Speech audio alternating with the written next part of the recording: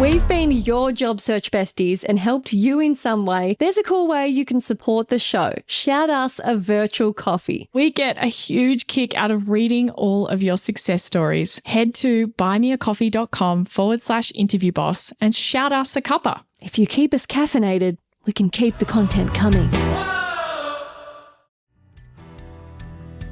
They all think that they can do the job. Now, if you've ever worked with someone who started in a job and it wasn't right for them for whatever reason, you know that them thinking they can do the job is not always enough. Hey everyone, and welcome back to Interview Boss. My name is Emma. I'm a radio journalist who's teamed up with my sister to give you advice, inspiration and support when you're looking for a new job. Sarah is a HR and recruitment professional, and together we're excited to give you all the tips, tricks and behind the scenes knowledge to help you in your career. Hey, Em, and welcome back, our incredible listeners. It's time for our favourite part of the podcast, the Shoot Your Shot Shout Out. This is where we're celebrating you guys, our listeners. You've gone out there, used our advice, used our tips or tricks, and you've got an update for us. Em, this week, our shout out is for Nikita, who bought us 5 coffees. What a legend. And this Shoot Your Shot shout out is going in the Shoot Your Shot shout out Hall of Fame. It is absolutely epic. So Buckle in. It is a long one too. So, buckle up. If you're in a rush, permission to skip ahead, but don't skip ahead because it is so inspiring. So Nikita said, "Dear Emma and Sarah, I wish I found your podcast sooner. I've always hated interviews, so much to the point I avoided them at all costs.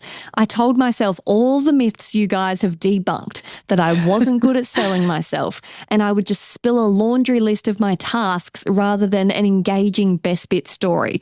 I made it to 30 years old without having to change this, but after a year's career break, my old trick of just getting hired based on connections or previous employers was no longer working. I had to start interviewing. No! I hated this so much, and I left every interview knowing I could have done better and knew if I could just somehow explain how great I am, they would love me.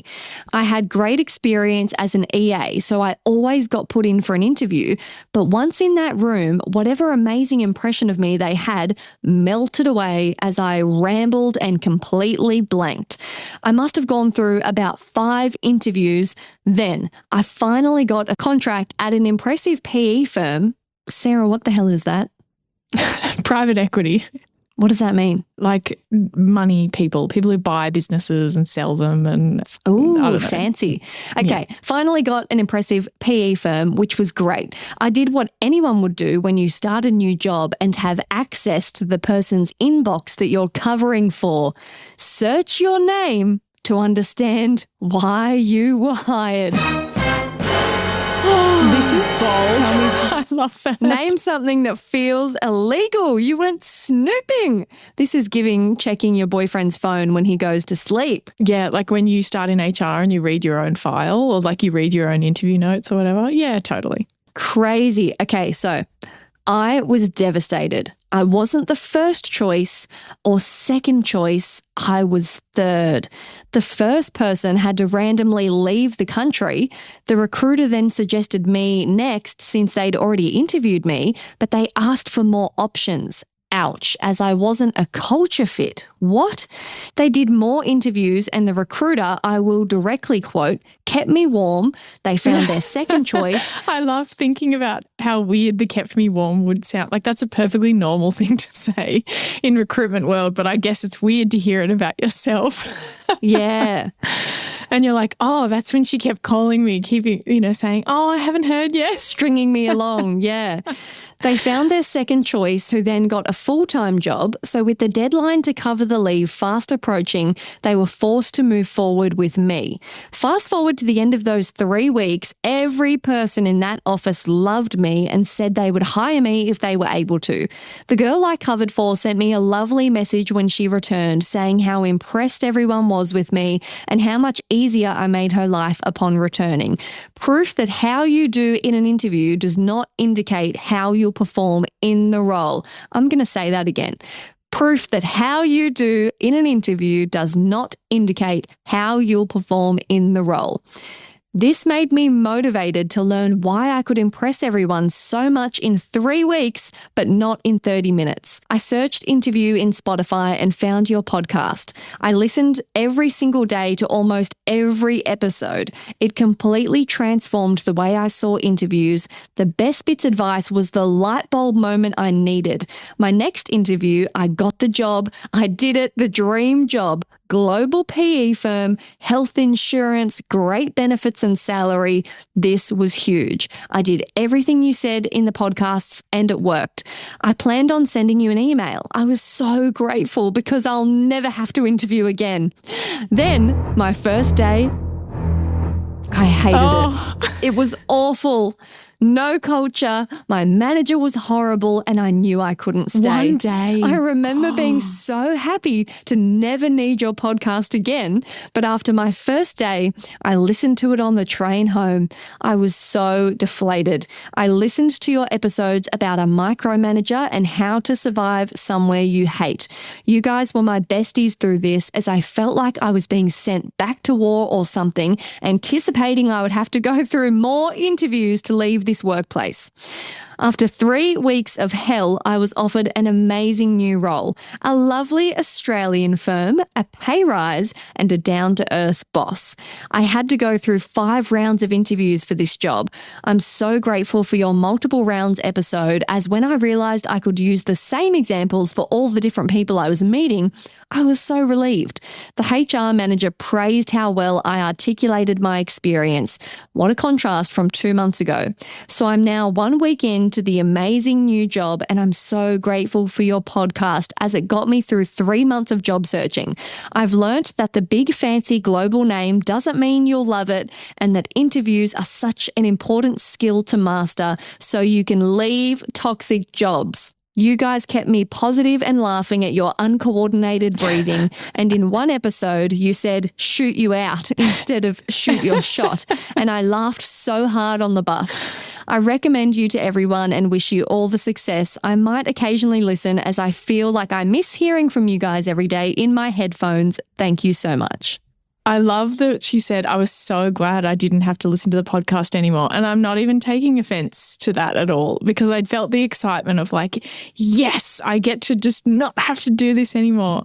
And I think you can love our podcast, but also feel really excited to like not need it anymore. Like you've graduated. I think that's great. I'm in support of that energy. Sis was ready to fly the nest and then she got rudely yanked back into the nest by the mother bird and she got licked on the forehead. What? That was weird. I don't know. What do mum birds do? Like pecked? Like wouldn't they? Kicked? Yeah, I hang don't on. know. Okay. She got... I don't know what you're trying to say. She got kicked out of the nest and then brought back in? I don't know. No. And then like, you get back here. Like, oh, like pulled, like as a kitten, like pulled by the scruff of the neck. Yeah. Yep. Yeah. I don't know what birds do. I'm not sure. She was ready to fly the nest and she got rudely dragged back in. It's the best. And this is so powerful because we all like to think we're going to stay in our jobs for a long time. You might not want to be the person that hops around constantly, but life is unpredictable. You never know if redundancy, a toxic boss, the cost of living is around the corner and you might need to find yourself job hunting again. And having that skill instead of feeling like I need to avoid doing interviews because I'm so bad at them. Like, imagine all the freedom that opens up. Like, imagine that there's a promotion or a transfer that she can go for in this new company, knowing that, you know, I don't get the sense that she suddenly loves interviews. You don't have to, but knowing that you don't like them, but you know you can now. Like, there's so much power in that. And how wild is finding out that you were the backup last resort where the recruiter basically had to force them to hire you. And if they had more time, they wouldn't have hired you, basically. If there wasn't a time crunch, she wouldn't have started there. Such a powerful message because she realized I can impress these people, just not in the interview window. And it's not as if it took her 6 months of working there to impress people. It was a really short time, which means she wasn't doing herself justice in the interviews, which is the biggest travesty. Yes, it is. Like, I bet in the first day, people already had to reconsider what they thought about her. Like, if you can impress people in a day or a week, then I know you can impress them in the interview. We just need to get you the skills. I absolutely love, love, love this story and this message because I think it goes to the I got the job messages are always incredible. Always, always, always. But there's something really cool about she got the values and the overall vibes from the podcast, like the cool company not being so cool, like all of the messages, the freedom with your career of having this skill. I just love it. It's incredible. And I'm just so grateful that we get messages like this. Shout out to the Aussie company for being the epic company that came in and saved the day from the toxic company. We love it. Yeah, that's right. Now, if you want results like Nikita and you need a little bit of help to get there, you can check out Sarah's one-on-one interview coaching sessions.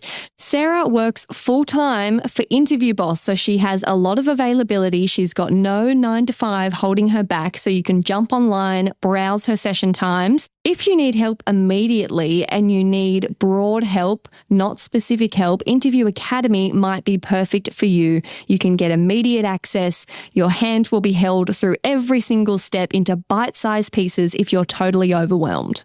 Yep. The beauty in Interview Academy is really in the lessons, the worksheets, the activities. It's broken down. Best Bits becomes like 4 or 5 different activities to get them to an incredible place where they're structured and prepared and the best stories. I am very proud of the results that it's getting. And if you want to work out which one's right for you, go check it out. interviewboss.com.au/coaching. As always, if you liked one of our episodes, used a tip that we sent you, or want to request an episode specifically on your conundrum, kindly follow us on Instagram, slide into our DMs, and we could dedicate a whole episode to you, which is what we're doing this week for Jason. He said, "Hi, I love the pod and appreciate you both so much. What's going on when a job position is reposted while I'm waiting to hear back? I'm qualified and I applied early for it. I would have to be a strong 3 or 4. Is it because they don't have enough qualified people to interview? I appreciate your help on this one because here I am eager to share with them how I can make a difference on day one and they're continuing to look elsewhere. Much appreciated." This comes up a lot. Have you heard this from people, Em, or have you seen it? Yes. I've heard of people actually getting knocked back and then the job ad gets reposted. And that makes a little more sense. But I guess when you're still waiting to hear back, that's when it seems a little more confusing because you're still kind of in the race. Yep. Totally. And I kind of got the sense from Jason that he hadn't interviewed or anything yet. He'd only just kind of applied. So that's kind of what I'm basing this on. But I also think that this applies even if you have interviewed and maybe didn't get the job or you still haven't heard. All of those different scenarios of why they might be reposting at any kind of stage of the process. So I kind of think in terms of reasons why are they doing this, we love a bit of a behind the scenes, right? I think a lot of the advice of what you should do, it really, really helps to know the context and what might be going on because I think it helps you trust me when I tell you what to do because you understand how that fits in. So I think there's 2 broad categories of thing that could be happening. One is that I would kind of consider it like kind of bad practice, bad recruiting, hiring practice, or there's some circumstantial stuff going on. Basically, it's not you, it's them. This is the first bucket of things that might be going on. It's just got actually nothing to do with you and it's just got everything to do with them. So let's break that down a little bit. The manager might just want more options. We've talked about that before, right? Like where, oh yeah, we've got a few, but I just want to see more. Like, why haven't we got more? Maybe we could repost the ad. Like, managers are notorious for this. And the recruiter's like, but what about we interview these people that have already applied? And they're like, I don't know, I just want more. Haven't we got anyone from this company? Like, sometimes that's what they're asking for. What about the old lazy repost? Maybe it's just lapsed and they just think, we'll hit that again, see what happens. Yeah, it's just something that's been reposted because they haven't gotten around to it yet.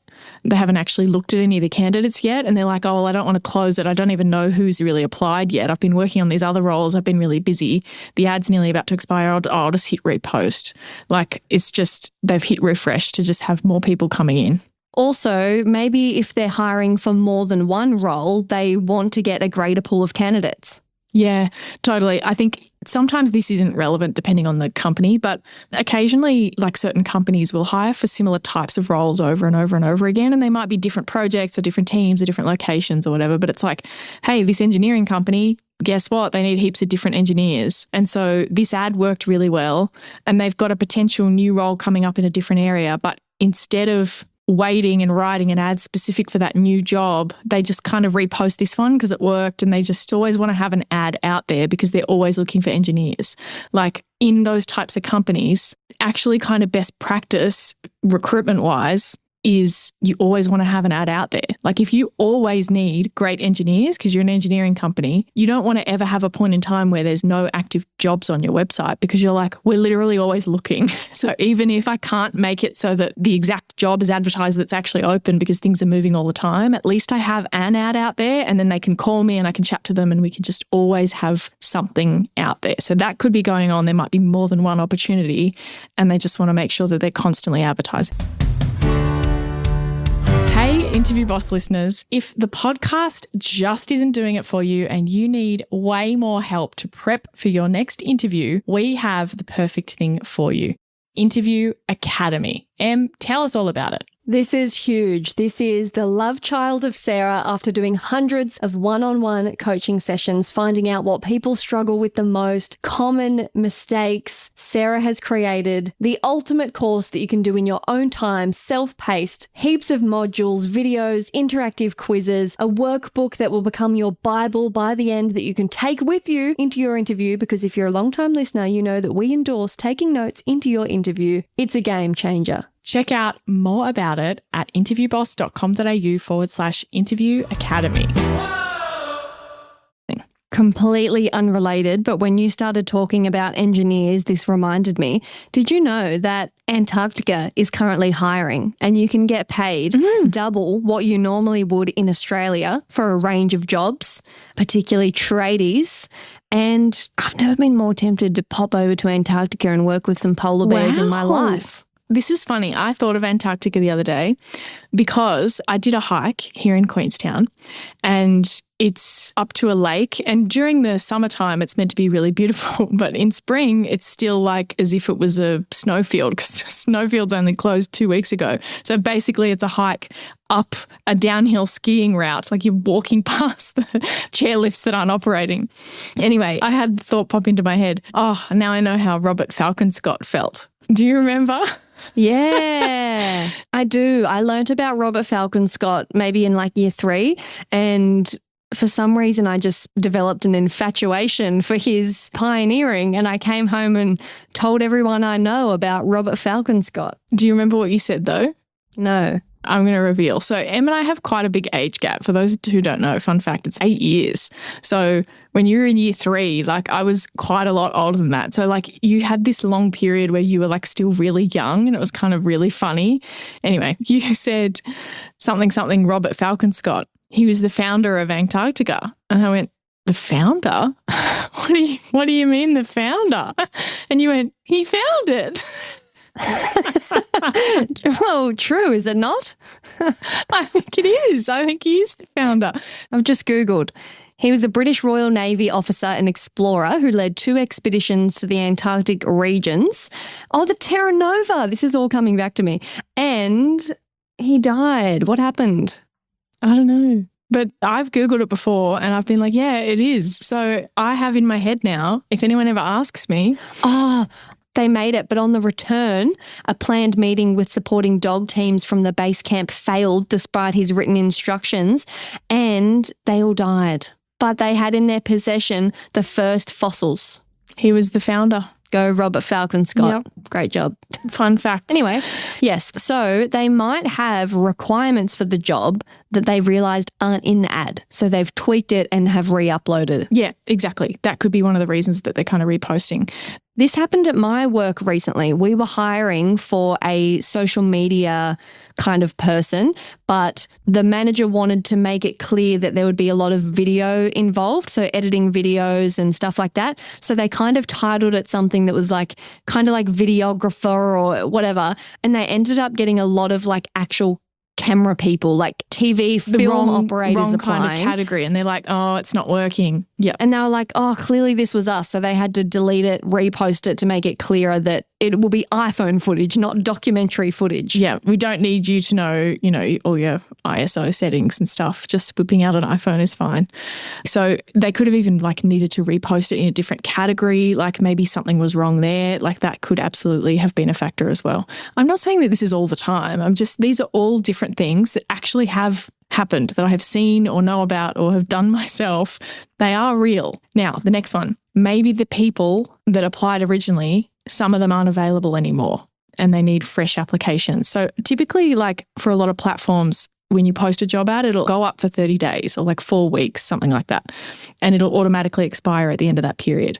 So if you posted the ad and you've only just at the end of the 4 weeks started looking at the applications, some of those people might have applied 4 weeks ago, 3.5 weeks ago. And so a lot can happen in that time. And maybe the first couple of people they called, oh, sorry, I'm no longer looking. And they're like, oh, shit, we're going to have fresh applications. So before they've even finished looking through, they put out a new ad to be like, oh, it is kind of old. And honestly, we actually heard that happen in our Shoot Your Shot. How good is this? When we were reading it out, I thought this links in perfectly. As we heard from Nikita, she got the job because other people weren't available. So in that circumstance, maybe they would have reposted that ad. The manager might also say, didn't we get anyone like XYZ? They might be like, oh, but don't we have anyone that's come from a competitor? Don't we have anyone from government who wants to come into this? Like they just have some stupid idea in their head of exactly this imaginary candidate who they're thinking about, and they're disappointed that they don't have that perfect resume in their inbox. So they might want it reposted for that reason. And another thing about people not being available anymore or kind of needing to refresh the ad, maybe the ad's been posted that whole time. I don't always want to blame the recruiter for not getting around to the applications.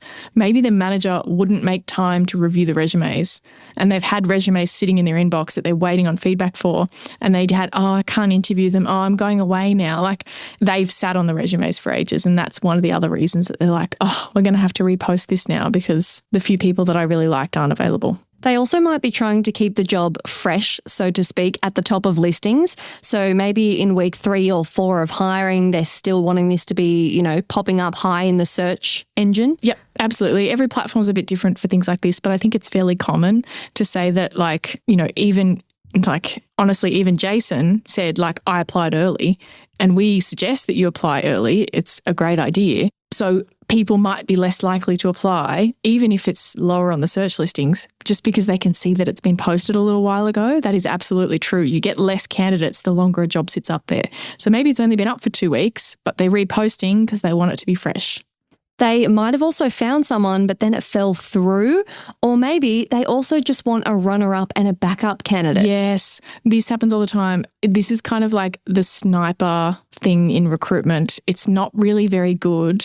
Best practice speaking, like if I'm an internal recruiter, my job is to fill these roles, but also my job is to make sure that the job isn't vacant. I don't want to just have one person and I'm like, hey, I found the one, and then we're interviewing them. Like I need to have plans for contingency scenarios. What happens if they're not available? What happens if the salary is not right? What happens if a personal thing comes up in their life and they can't accept the job anymore? I need other options. I need backups. I need second candidates. Like that recruiter that we heard about with Nikita, she would never have only just put one person forward, because what if something happens? You need a backup. So they might have a front runner and they need a backup. And before you roll your eyes at this and be annoyed that they want a backup candidate, thinking about, if you were the front runner and they're dragging their heels because they need a second, backup candidates get hired all the time. All the time.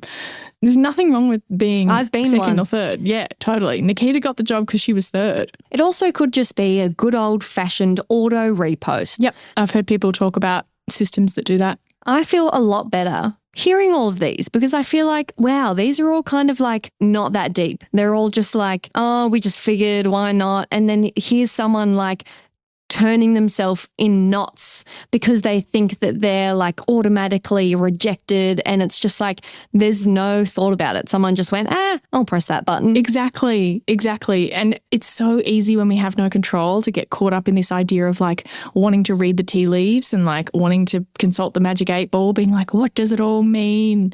I don't understand. Like, what are they doing? And honestly, people come and ask us sometimes, hey, Sarah, here's all the stuff that's happened. What's happening? What does that mean? I love the faith that everybody has in me, but like, how the hell am I supposed to know? I don't know this company. I don't know what the hell's going on either. I've got probably no better of an idea than you, but I can tell you stuff like this of like, look, it's probably something behind the scenes. Don't worry too much about it. Now, that all was stuff that it's not you, it's them, but there is another bucket and it could be you. We have to be honest about that. It could be you. Could be the actual candidates who've applied. And that, I kind of put that in the bucket of like, they know more than you do. I think we have to kind of be aware that that is genuinely a thing that can happen. And let me explain that a little bit more. Everyone who applies for a job thinks that they can do that job, right? Or they wouldn't have applied. They all think that they can do the job. Now, if you've ever worked with someone who started in a job and it wasn't right for them for whatever reason, you know that them thinking they can do the job is not always enough. The amount of people I've trained recently who have come in guns blazing, so overconfident, don't take any notes, just have no care to the effort I'm trying to go to prepare them for the hell that is about to break loose when they start their first shift. And then I have to just surrender and go, all right, we'll just see. Because you know what it actually takes, and they think that they know what it takes, but they don't really, because you're asking them questions going, but what are you going to do in this scenario? And they're like, oh, well, I'll work it out. Like they're really solid, confident. It's a situation of they don't even know what they don't even know. Yes. And I've had to sit back and just be like, all right, let's see how this goes. Sure enough, their first shift rolls around. It's a disaster. And then they end up not wanting to do it anymore. Yes. I think everyone can relate to this when you're in the job and you've seen someone come in and you're like, oh, they're not prepared for this for whatever reason. And I just want us to keep in mind that that could be us. And it's not necessarily fully your fault. I'm not saying that people are being delusional thinking they could do this job. There just might be other things on the other side of that job that you're not aware of. And they're using that as criteria to look through who they're looking for. For example, maybe you're starting in a team that they don't have a manager at the moment. So you're coming in, no support. And so if you're even a little bit stepping up into this job, it's really not going to work because like you have no support. There is no one else who can really help you with anything. Your colleagues are going to have to train you with stuff. You've got no one to go to. You're going to be flying on your own. In that circumstance, you being like a 3 or a 4, as you said, that's not going to be enough, is it? And my example before was very niche. And I'm not suggesting that thinking you can do the job comes from a place of overconfidence or cockiness. You may genuinely be really aligned on paper and think, yeah, this is great. There can be other little nuances, like you said, that are just behind the scenes things that you don't know. Just disclaimer. For some reason, it's so much easier to understand that when you're thinking about jobs that you've had before versus being on the candidate side, because again, you don't know what you don't know about that job. And to be honest, again, I kind of think this links back to the bad recruiting stuff, because why wouldn't they have written the ad properly so that that was clearer, so that people would be self-selecting a little bit more and they're putting more detail in about what's actually involved? Yeah, I really think that we don't do enough work on that. And one day, maybe I'm going to teach people how to write better job ads, because it's a travesty, honestly, how badly things are described. But moving on, when Jason talked about being in bucket 4, I think he said I'm a 3 or a 4. I wonder if he's talking about out of 5 in terms of stars kind of thing. I want to take everyone back to the example that we gave in our episode about being put off by large numbers of applications. Mike Pedito did a really excellent LinkedIn post about the buckets that candidates kind of fall into. And we talk about that on that episode and explain it. And most people who are qualified for the job fall into bucket 3. And probably, by the sounds of it, that's where Jason falls as well, where he's qualified, he matches the job. But they are looking for someone in bucket 4, which is exact job at another company, all the desirable criteria. And they're holding out for someone like that. And so that's why they're reposting, because everyone else is bucket 3. They match, but they want the perfect person who can just slot in, instantly do all those things. And again, it's kind of their right to choose that's what they want, right? Like you can say, I could do it, but it's up to them whether they want that or not. We will never know the kind of exact person and skills they're targeting. We have the job ad, but what's not written on the job ad is the exact type of person, situation. So we can't control that. And they maybe have preferences about the industry or the type of clients you've worked with. Like there can be all these little things that, yeah, you've got the same experience, but this person has XYZ that's really important to us. Like there's so many things that may not be written on the ad that they could be kind of screening for. Now, the last thing, and I deliberately kind of put this last because I don't think that this is the most common thing. I think it's literally everything else we've talked about. It's situational. There's all this other stuff. But the last thing I would get someone to check is your resume clear? Can you imagine how devastating it would be that if you did your resume really, really well, you would be a bucket 4, but you didn't. And so they can't really tell. And so you're a bucket 3 where you're just like, oh yeah, you meet, but I'm not excited. Isn't that tragic? Like, I think most people think, oh yeah, my resume's done. Well, I think most people would benefit from going back and having a look at what's actually in there. Go to our episode about rewriting your bullet points. And if you listen to that and you think, no, mine are good, then cool, move on. But if you go and listen to that and you realize, oh, hold on, maybe my bullet points aren't good enough. Yeah, maybe not. Maybe if a stranger is looking at that document, they can't really tell what you're capable of. Yeah.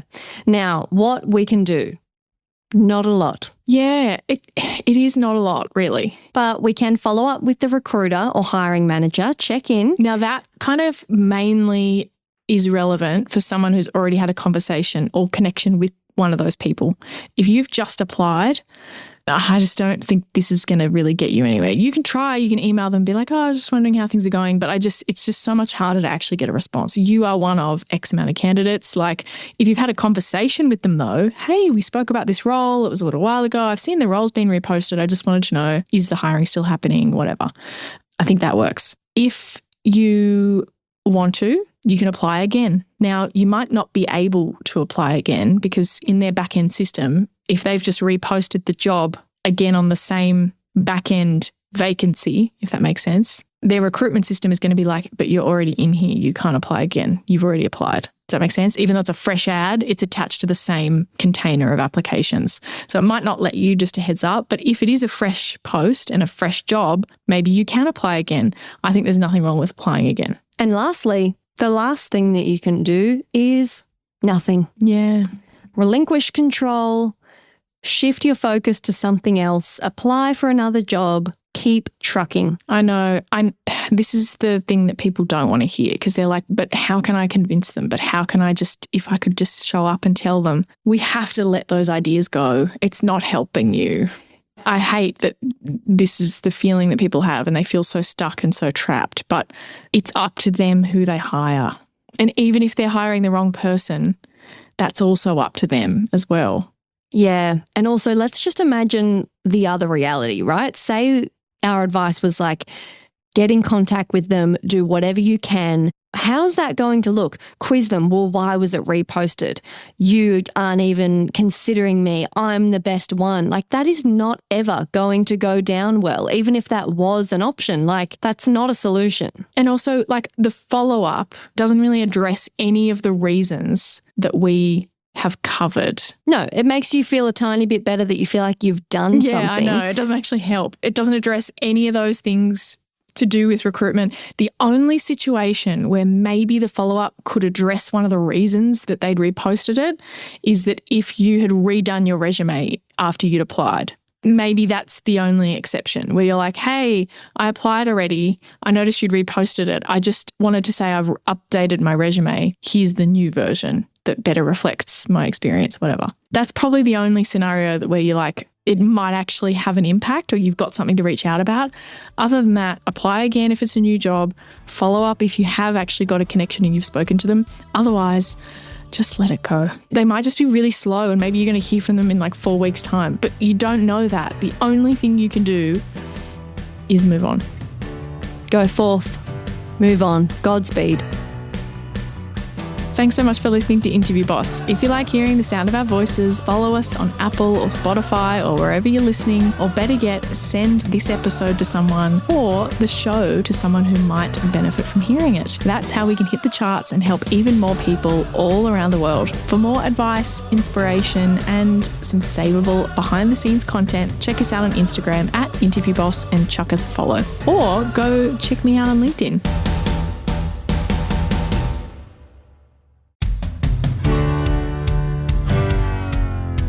Can you believe we started Interview Boss in 2021? Not really. It's insane. That's a lot of episodes and a lot of hours of talking. Oh my gosh, it is. And if you're scrolling through all of our episodes, you might scroll straight past something that you really, really needed. Yes, we're always getting messages from people asking us to do an episode on something, and I'm like, we already have. So we've put together playlists to help you find the episodes that are exactly what you need, suited to your situation. They're all categorized. If you're applying for jobs, we have episodes about resumes, cover letters, job ads. If you've been offered your dream job, we have episodes on resigning, exit interviews, and how to impress at your new company. And we even have a very special playlist that's very popular for if you have an interview coming up immediately and you need just our most recommended hard-hitting episodes between now and then. For all our last-minute listeners. It's all there for you. You can browse by category and check out all the playlists at interviewboss.com.au/podcast.